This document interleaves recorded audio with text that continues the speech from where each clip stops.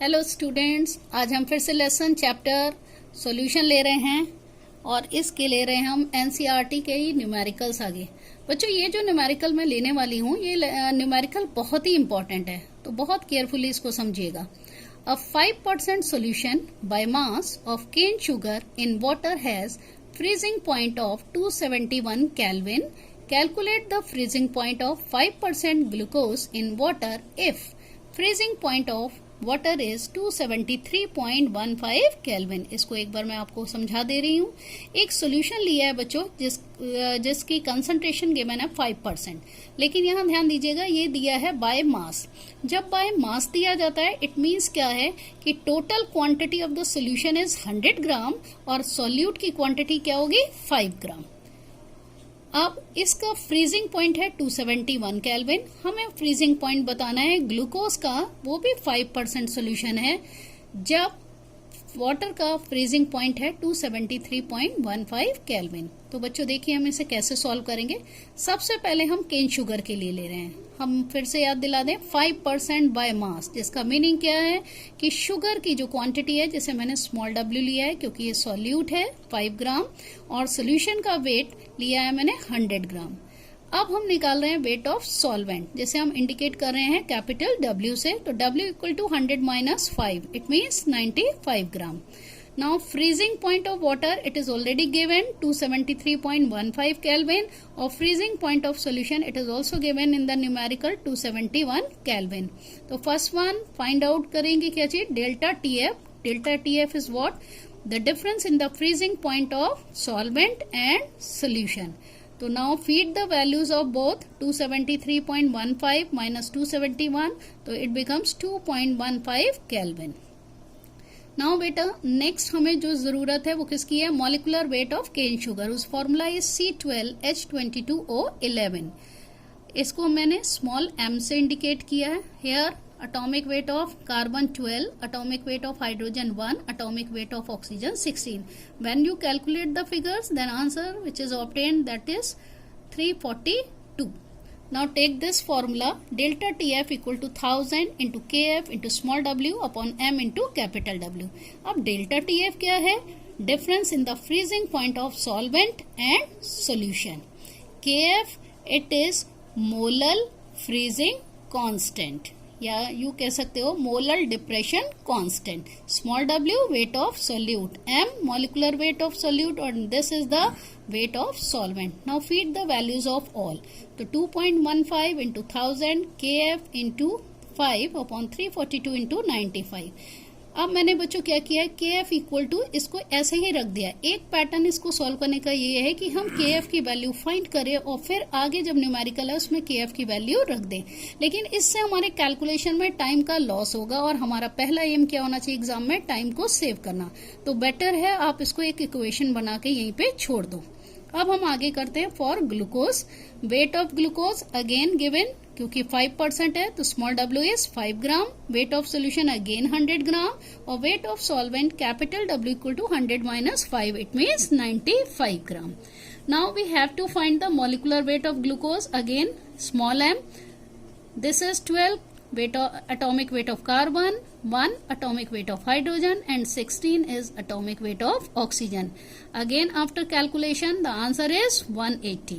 Now same formula we will use, delta TF equal to 1000 into KF into small w by m into capital W. In symbols को मैंने पहले ही आपको बता दिया है। तो अब इसमें वैल्यू हम फीड कर रहे हैं बच्चों। जब वैल्यू फीड करी उसके बाद KF के बाद अगेन इसे इक्वेशन बना के छोड़ दीजिए।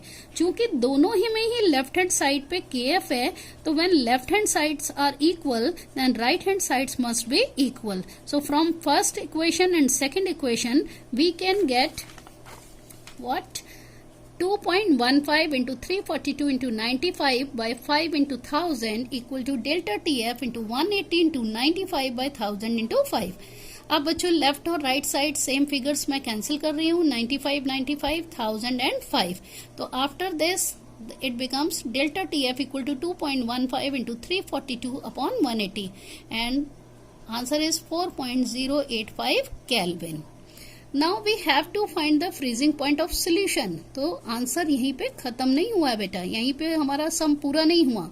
हमें निकालना है फ्रीजिंग पॉइंट ऑफ सोल्यूशन। हमें पता है फ्रीजिंग पॉइंट ऑफ वाटर और कितना डिप्रेशन हो रहा है टेम्परेचर का वो भी हमें मिल गया।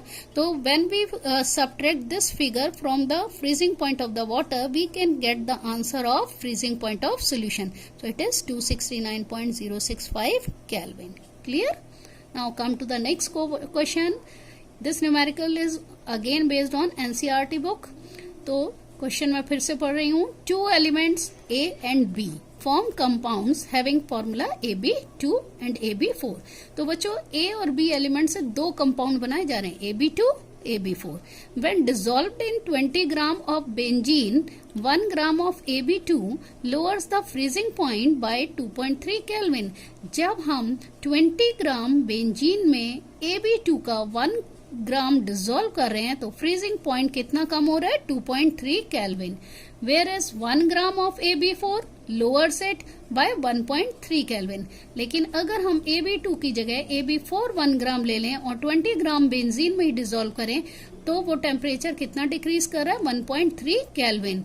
तो the molar depression constant for benzene is 5.1 kelvin kilogram mole inverse. This is the unit of what, molar depression constant.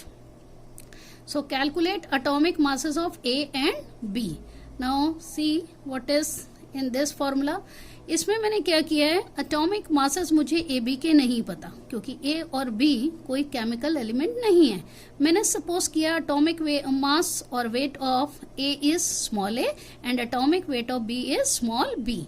Now for AB2 small w given in the numerical 1 gram, capital W weight of solvent it is also given, Kf this value is also given in the numerical and delta Tf it is also given. So what is the molecular weight of the compound indicated by small m, AB2 and the atomic weight of A is A plus twice of atomic weight of B which is B, so it becomes A plus 2B. Now use the same formula delta TF equal to 1000 into KF into small w by small m into capital W and feed the values. After feeding the values when you calculate this then answer is A plus 2B equal to 110.87. It is equation 1. Now for AB4 again the weight is given W small w 1 gram, capital W 20 gram and delta TF is 1.3 Kelvin. Now molecular weight of AB4, A has atomic weight small a and B has atomic weight small b. So 4 atoms, therefore it becomes 4B. So molecular weight is A plus 4B. Now same formula delta TF equal to 1000 into KF. Delta TF equal to 1000 into KF into small w upon small m into capital W. Now बच्चों we have to feed the values. After feeding values the answer is A plus 4B equal to 196.15. This is equation number 2. अब हम क्या करें, equation 1 and 2 when we solve these two equations so answer is 2B equal to 85.28 then B equal to 42.64. So when we put the values of B in equation 1, it is not necessary कि always you have to feed the value of B in equation 1. It can be feeded in equation 2 also, right? तो A plus 2B equal to 110.87. तो A plus 2 into 42.64 equal to 110.87. So A having value 25.59. तो I think question is clear. ठीक है, एक question बेटा आज और लेंगे। Calculate the mass percentage of aspirin whose formula is C9H8O4 in acetonitrile whose formula is CH3CN when 6.5 gram of aspirin is dissolved in 450 gram of acetonitrile CH3CN। अब इसमें बेटा एस्पिरिन का वेट हमें मिला है 6.5 ग्राम, एसीटोनाइट्राइल का वेट है 450 gram. We have to find mass percentage, it means W by W percent. So what is the formula? W by W percent equal to weight of aspirin into 100 upon weight of aspirin plus weight of acetonitrile. So now we have to feed the values 6.5 into 100 upon 6.5 plus 450. तो when we solve these two figures, it becomes 456.5. तो after calculation, answer is 1.424%. Okay, beta.